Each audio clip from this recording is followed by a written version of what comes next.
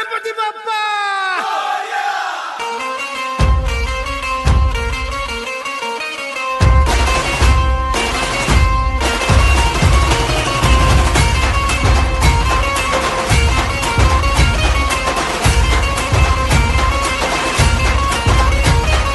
पायल नमन करुणी वंदन इडा मांडून इडा देवाला इडा गावाला इडा पाटलाला इडा मंडळीला आम्ही सांगतो नमन तुम्ही ऐका हो गुणीजन